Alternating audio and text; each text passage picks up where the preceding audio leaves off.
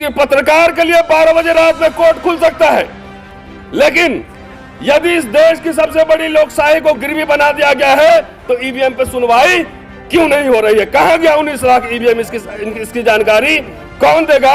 इसलिए कोर्ट को भी इसमें पार्टी बनाना पड़ेगा कि सरकार के हिसाब से, और जब आप कन्वीनियंट हो तो किसी केस की सुनवाई तो आप 2 दिन में कर लो। पिछले चुनाव से अगला चुनाव आ गया, 5 साल हो गया, ईवीएम पे सुनवाई नहीं हो रही है।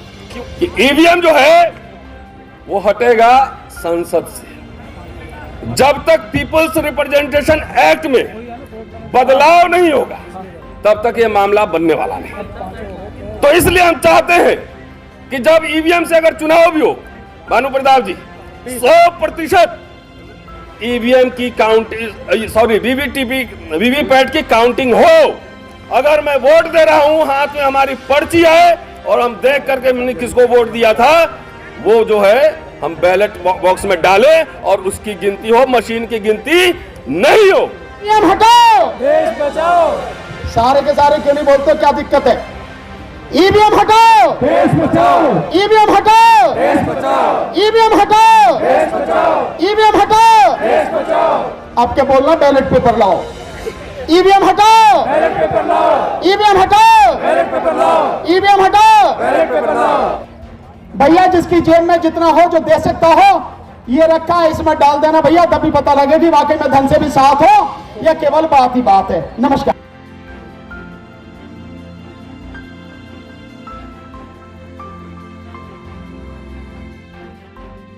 160 दिन से हड़ताल पर हैं और क्या है इनकी समस्या?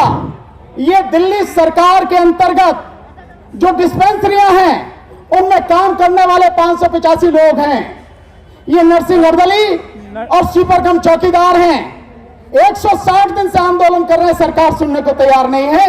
हमारे बीच में है ये सारे के सारे साथी, हर जगह। प्रेस वाले अगर चाहे तो जरा एक बार दिखाएं इन सारे साथियों को। देखो आप क्या कर रहे हैं। ये हमारी बहनें, ये सब है मेरी बहनें। आप बैठिए मेरे साथी, आप बैठिए, आपका बहुत बहुत स्वागत। प्लीज बैठिए आप सब।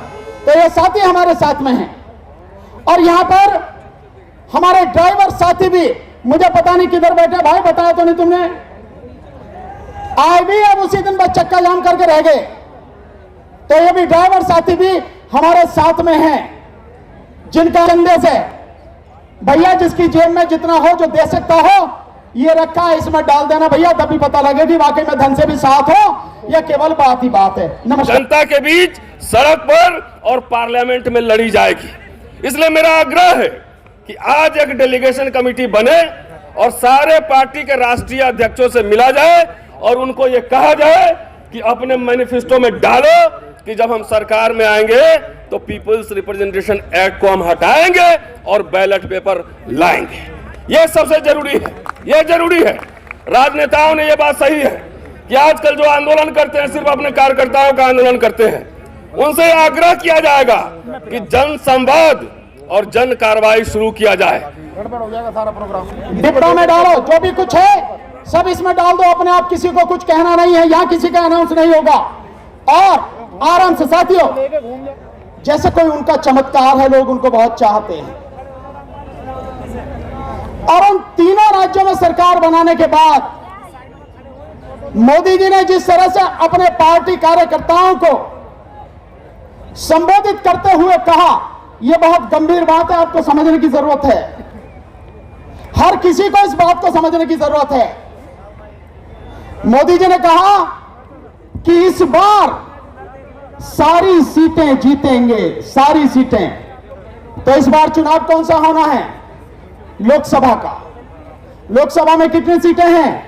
543, यानी 543 सीटें जीतेंगे।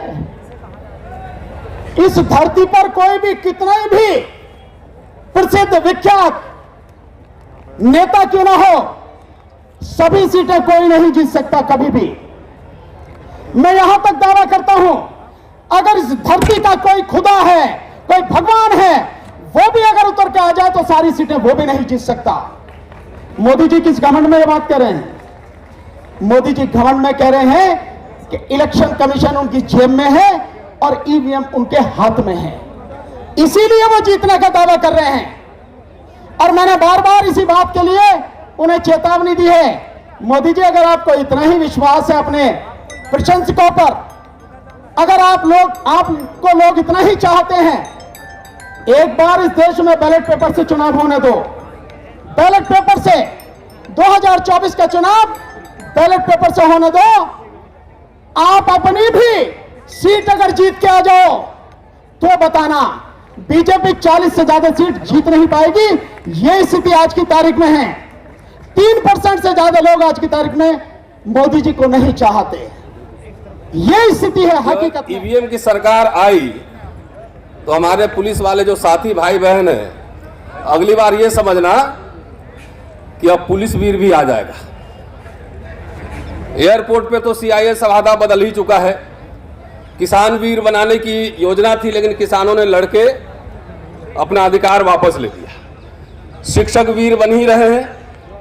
पहले पूरी तनख्वाह मिलती थी एडहॉक पढ़ाने पे, अब गेस्ट लेक्चरर है वही 50 लेक्चर मिलता है, 50-60 हज़ार 70 हज़ार रुपये मिलते हैं, पहले 1.25 लाख रुपए मिलते थे। तो नंदा जी आ गई है, वहां पर देख रहा हूं उनको। तो अब विश्वविद्यालयों में भी शिक्षक वीर बनाई जा रही है और अग्निवीर तो आप देख ही रहे हैं। तो ये जो कॉन्फिडेंस सरकार का है और इस बार नारा है कि अब की बार 400 पार, तो ये कॉन्फिडेंस कहीं और से नहीं, ईवीएम के अंदर से ही आ रहा है। ये साथियों, मैं बहुत संविधान के दायरे में और बहुत व्यवहारिक बात आपके सामने रखने जा रहा हूं। देखिए, बाबा साहब ने जब संविधान बनाया था तो उसके पहला लाइन जो है ना, जय गणेश जी और अल्लाह अकबर नहीं रखा था, और रखा था वी द पीपल, हम भारत के लोग।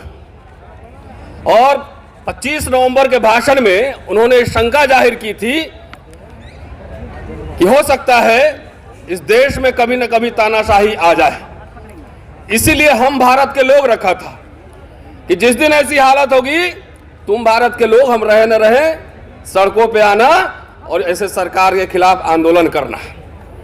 इसी को लोहिया साहब ने आगे बढ़ाया था कि जब सड़कें सुनसान हो जाएंगी तो संसद आवारा हो जाएगा। दोस्तों, थोड़ा सा क्रोनोलॉजी में आपको समझाना चाहता हूं और यह समझना चाहिए कि ईवीएम की लीला क्या है। इसको मैं लीला कह रहा हूं। अगर आप सोशल मीडिया पर जाकर देखें तो एक ही तरह के लोग, जिसको मैं कहता हूं जो पहले बूथ लूटते थे, वही अब ईवीएम लूट रहे हैं, वही ईवीएम की चोरी कर रहे हैं, वही लोग हैं ये। पुराने जमाने में जब मैं बचपन में था तो मैं सुनता था और देखता था कि जब गरीब, मजदूर, दलित, आदिवासी, पिछड़े वोट देने जाते थे तो वहां के बाहुबली और जमींदार लोग कहते थे कि तुम लोग घर रहो, जाओ काम करो, तुम्हारा वोट हम डाल देंगे। और लाठी और बंदूक के बल पे वोट नहीं देने दिया जाता था। जब वोट की चेतना बढ़ी, जब हमने देखा कि अपने दिहाड़ी छोड़ करके भी लोग बूथ पर जा रहे हैं, उसी समय से ईवीएम की लीला जारी है। साथियों, डॉक्टर अंबेडकर ने 25 नवंबर को कहा था कि हम आज द्वंद्व के युग में प्रवेश कर रहे हैं। राजनीतिक समानता तो होगी, एक वोट एक व्यक्ति, टाटा का भी एक वोट, अडवाणी जी का भी एक वोट, अडानी जी का भी एक वोट और हमारा भी एक वोट, लेकिन सामाजिक और आर्थिक गैर बराबरी होगी। लेकिन आज वो एक वोट हम जो देते हैं उसकी भी डकैती हो रही है। मैं ईवीएम को कहता हूं कि दुनिया का, अगर भारत दुनिया की सबसे बड़ी लोकशाही है तो ईवीएम जो है दुनिया की सबसे बड़ी डकैती है, सबसे बड़ी डकैती है। जो संघर्ष करके डॉक्टर अंबेडकर, लोहिया, बाबू जगदेव प्रसाद, कर्पूरी ठाकुर, लालू यादव, कांशीराम जी, मुलायम सिंह यादव, पेरियार, ऐसे लोगों ने जब संघर्ष करके आपके अंदर चेतना लाई, खास तौर से मैं दलित, पिछड़े, आदिवासियों को कह रहा हूं कि वोट हमारा, राज तुम्हारा नहीं चलेगा। और ये परिवर्तन जब होने लगा तभी से ईवीएम की लीला शुरू हुई है। ये समझिए बात, एक क्रोनोलॉजी में समझा रहा हूं कि जब हमारे लोग वोट देने के लिए जागरूक हुए तब से आपकी वोट की डकैती शुरू हो गई। साथियों, एक दो बात और मैं कहना चाहता हूं, बहुत सारे वक्ता हैं, कि देखिए कोई भी टेक्नोलॉजी आता है, मैं शिक्षक हूं, इतिहास पढ़ाता हूं, तो बेहतरी के लिए आता है। सबसे पहले ईवीएम का प्रयोग 1980 में केरला में हुआ था और उसको कोर्ट ने टर्न डाउन कर दिया था।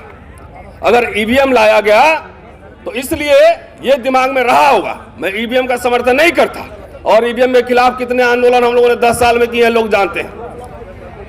इंटेंशन क्या है यह जानना जरूरी है। जैसे अभी ईडी का कानून पिछले सरकार ने लाया था, लेकिन इस सरकार ने संशोधन करके अब आपके जेब में 10 रुपया भी है तभी ईडी वाला पकड़ लेगा, तब भी ईडी वाला पकड़ लेगा। उसी तरह का जब ईवीएम आया था, आज कांग्रेस पार्टी भी उसका विरोध कर रही है। अगर सब समय डकैती होता रहता तो 2014 में सरकार कैसे बदलती? इसका मतलब है कि मशीन के साथ हेराफेरी होती है और ये बात सारे पॉलिटिकल पार्टी के लोग अब समझ रहे हैं। जनता जाग रही है, पूरे देश भर में ईवीएम के खिलाफ आंदोलन हो रहे हैं, पूरे देश में। मैं सिर्फ 2 प्रस्ताव रखना चाह रहा हूं कि ईवीएम जो है वो हटेगा संसद से। जब तक पीपल्स रिप्रेजेंटेशन एक्ट में बदलाव नहीं होगा तब तक ये मामला बनने वाला नहीं।